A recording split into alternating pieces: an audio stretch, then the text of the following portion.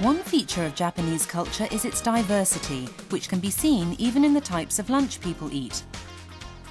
Some people eat the same thing every day, but most like to try a different cuisine at every meal. Far from sticking to Japanese food, they might eat Italian one day, Chinese the next, then Mexican or Nepalese. The choice is endless. The Japanese have a lively curiosity and love to explore other nations' cuisines. They also love to combine imported ideas with Japanese cooking to create new dishes. This is anpan.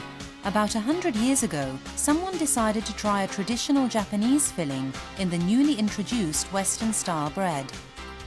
The filling is a paste made by simmering beans in sugar.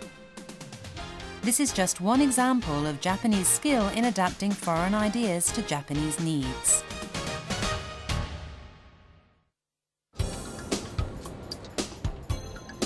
So where did the Japanese people originally come from? Does this ability to adopt and assimilate foreign cultures have anything to do with the roots of the people who came to inhabit these islands?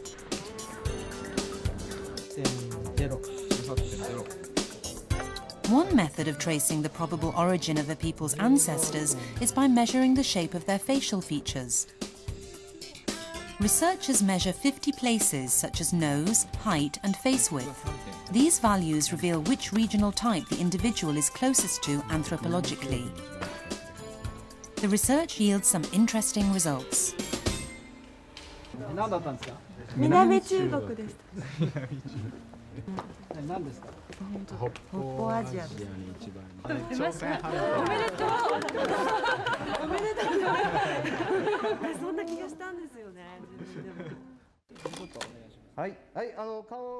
A comparison of over 1,000 people confirms the presence of many distinct Asian facial types.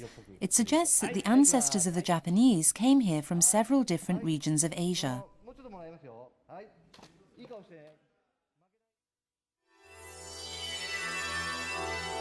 People first began living in the Japanese islands during the Ice Age over 20,000 years ago. At that time, the northern part of Japan was still connected to the Asian continent. During the coldest period of the Ice Age, large numbers of people and wildlife moved out of Siberia in search of food. It is thought that some of them came to Japan by way of the island of Sakhalin.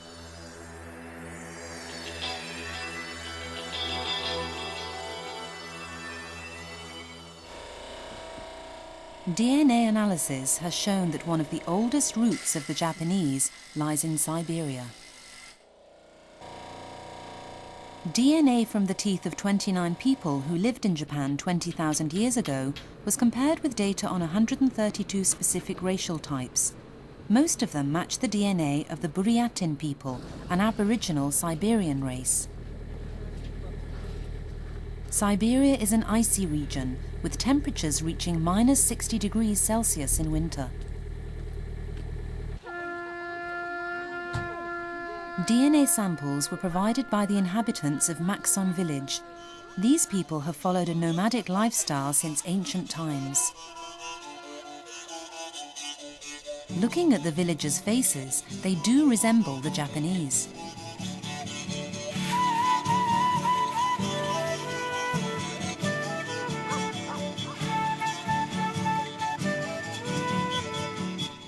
Many traces of the people who migrated from Siberia are being unearthed in eastern Japan. At the end of the Ice Age, the melting glaciers caused sea levels to rise. The Japanese islands became separated from the continental mainland and took on the form we can see today. Around that time, another group of people began migrating to Japan from the south.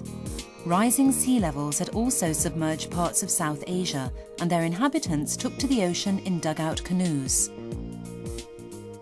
These people came from what we now know as Indonesia and the Philippines. They brought with them their seafaring skills and their ability to live off the ocean. When they landed on the southern islands of Japan, they were faced with a huge expanse of forest.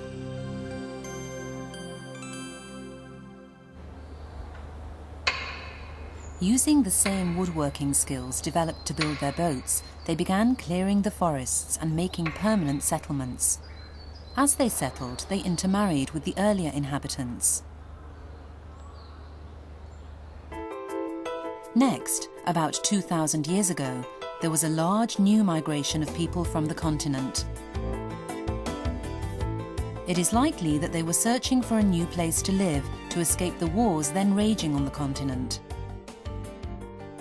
They brought with them advanced rice-growing techniques.